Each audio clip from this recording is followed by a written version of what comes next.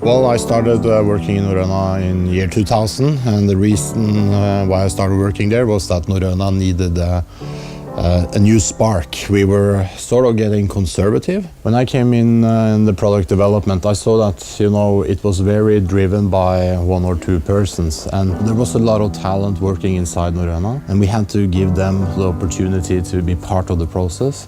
Norrøna has been about extreme user-driven product development from the early 70s. And when I came into the company, this was sort of fading a bit out. So we really wanted to grab this back and reinforce it. And we needed some new ambassadors and some new testers in there. And we were out searching. And literally one day, these two guys were sitting in my office. I think Jørgen was definitely on the search in terms of ideas and inspiration in terms of building the company for his generation. The clothing manufacturers, they were stuck in sort of the same old pattern, and people used mountaineering clothing for freeriding or snowboard clothing that was not meeting the needs.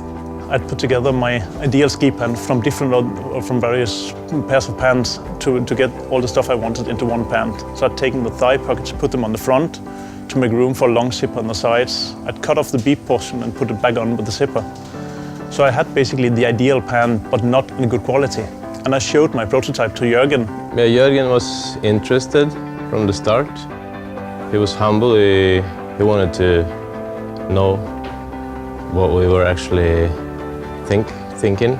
We set up a totally new process to be able to develop these products. I mean, this was so critical to be able to go out there, test, adjust, and then go back out, test, and get it right.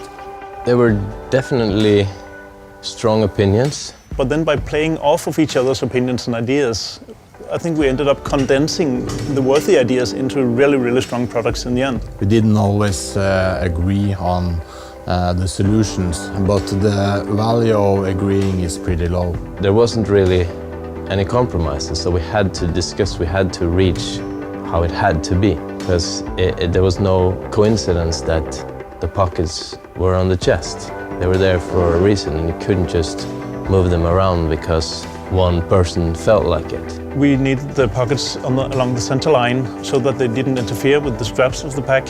And also there was no need to have pockets on the lower part of the jacket because you would be using a climbing harness or have the backpack straps there anyways. I wanted the products to be durable, especially the pants, because they take so much beating when you're scrambling over rocks or climbing to reach your line.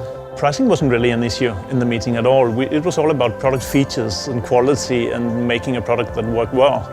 And quite often we ended up removing features rather than adding features, because the ideal product has to do with the right features, not necessarily the most features. Yeah, I remember we pushed for colors. We asked Jørgen, and we really wanted to have more and more different colors and strong colors, and especially the photographers were pushing us in that direction.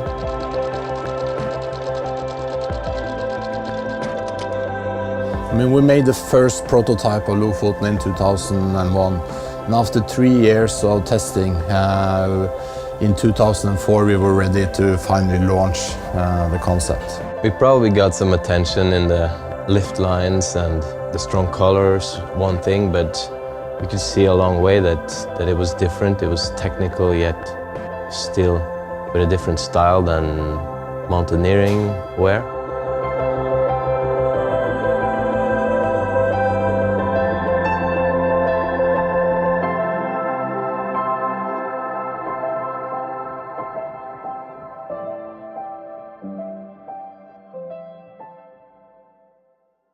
My first experience with the Lofoten collection was in Lofoten, actually, in 2011. I was invited along for the shoot by Torkel, who I'd met just skiing at my local hill.